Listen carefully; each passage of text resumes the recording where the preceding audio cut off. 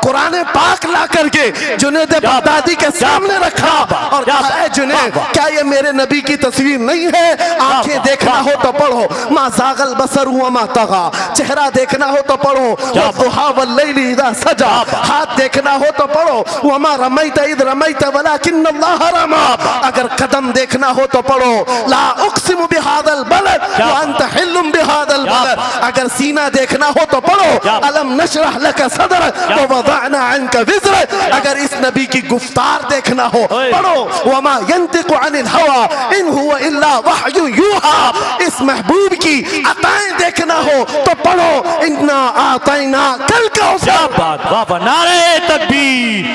अगर पढ़ना है तो कंजुल ईमान से पढ़ा करो, जहां बरेली का इमर कहूं के मालिक को मौला कहूं तुझे, बागे खलील का गुले ज़ैबा कहूं तुझे, तेरे तो वस्फ़ ऐब तनाही से हैं बरी, हैरान हूं मेरे शाह मैं क्या क्या कहूं तुझे, लेकिन रज़ा ने खत्म सुखन इस पे कर दिया, खालिक का बंदा खल्क का आका कहूं तुझे। हमारा शिवा है पूरी।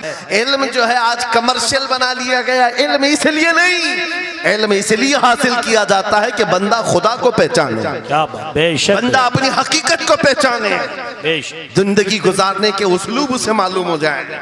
इल्म इसलिए सिखाया जाता है। बहुत सारे लोग सिर्फ नौकरी के लिए समझते हैं कि इल्म हासिल करना चाहिए, नौकरी के लिए नहीं, अपने अखलाक को बुलंद करने के लिए इल्म आना बहुत जरूरी है।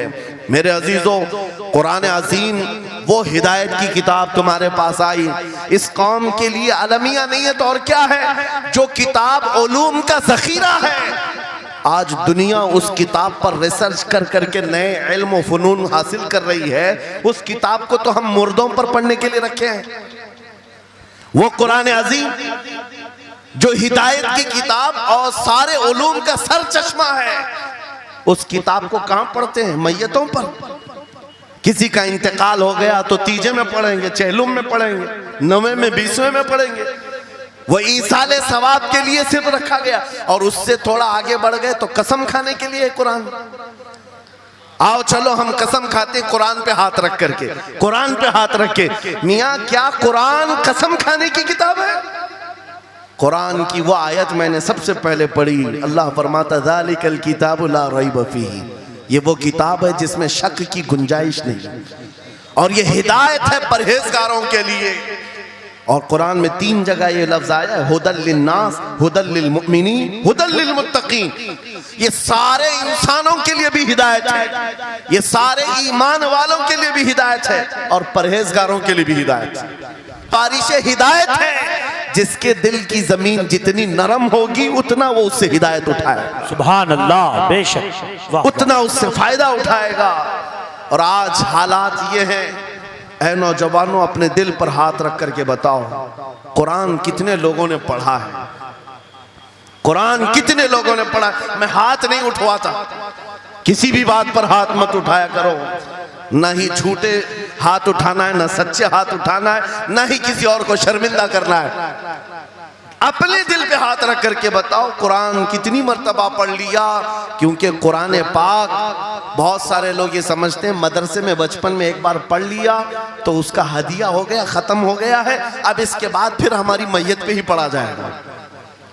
इसलिए तो कुरान के उलूम से नावाकिफ हो गए। अरे समझना तो दूर की बात, देख करके पढ़ना भी मुश्किल है। आज लोगों का देख कर पढ़ना मुश्किल हो गया। कुरान तुम्हारे पास बहुत सारी किताबें नहीं है, बहुत सारे ग्रंथ नहीं, बहुत सारे वेद नहीं है जिनका शुमार ही नहीं है। तुम्हारे पास ओनली वन, एक किताब कुरान पाक, ऐसी महफूज किताब जिसके बारे में अल्लाह ताला खुद फरमाता है सूरह कमर में, वलक़द यस्सरनल कुरआन लिज़िक्रि फहल मिन मुद्दकिर, हमने कुरान को याद करने के लिए आसान बनाया है कोई याद करने वाला?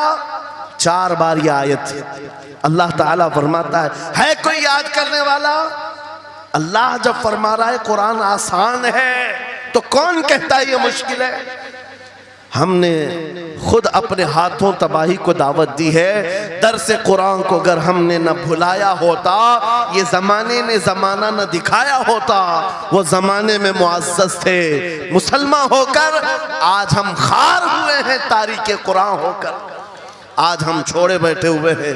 कुरान अजीम को छोड़कर बैठना कितनी बड़ी गुमराही है। आज हालात ऐसे आ गए कि कुरान को बदलने की बातें होने लग गई। क्यों? तुम उठाते ही नहीं। 26 आयतें निकाल दो, 25 आयतें निकाल दो, इसमें ये बातें उसमें वो बातें हैं। मुसलमान को तो पता भी नहीं है कौन सी आयतों के बारे में ये वावेला मचाया जा रहा है। अरे तुम पढ़ो, तुम्हारे लिए कुरान आया है। ये जितनी भी कॉन्फ्रेंसें हैं, मैं समझता हूं इसके बदले हर जगह सुबह व शाम कुरान पढ़ने और पढ़ाने का इंतजाम हो जाए। इस तरह के हजारों जलसों से वो अफजल है। क्योंकि ये मैं नहीं कह रहा हूं, मेरे आका फरमाते हैं खैरुकुम मन तअल्लमल कुरान व अल्लमा, तुम में से सबसे बेहतरीन आदमी वो है जो कुरान सीखे और दूसरे को सिखाए। बेशक बेशक, सबसे बेहतरीन आदमी वो है कुरान को सीखे और दूसरे को सिखाए। आज नौजवानों के अंदर एक बड़ी तादाद मुझे देखने को मिलती है, उनको छोटी छोटी सूरतें भी नहीं मालूम, कुरान देख करके पढ़ना भी नहीं आता।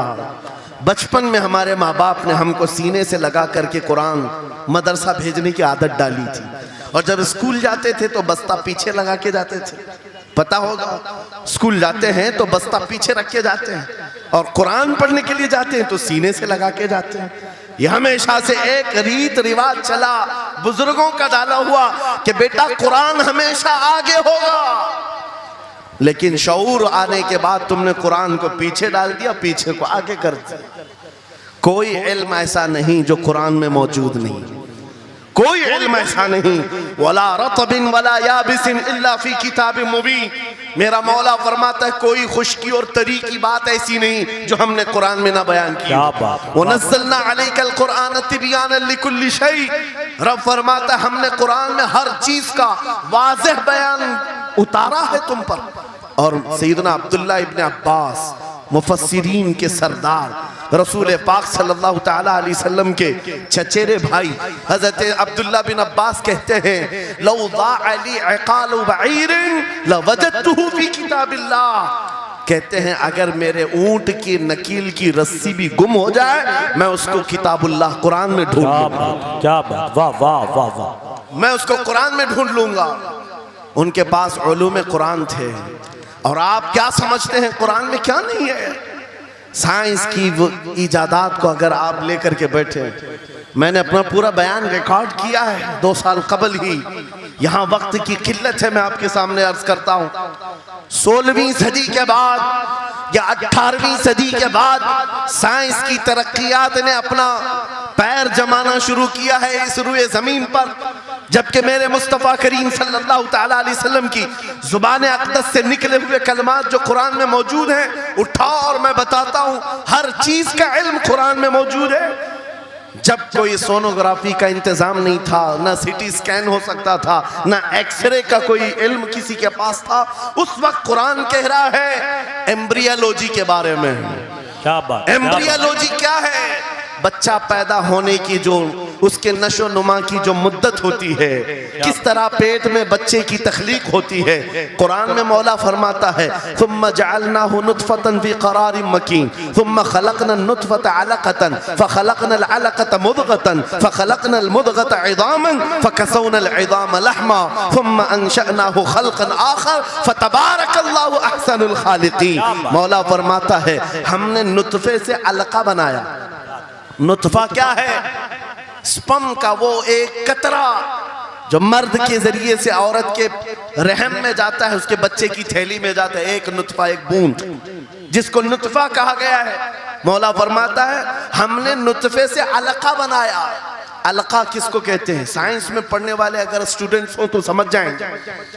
अगर कोई मेडिकल साइंस का कोई स्टूडेंट है तो उसे मालूम होना चाहिए एम्ब्रियोलॉजी में चिपचिपा हुआ च्युइंगम जो होता है उसको अलका कहते हैं अरबी में।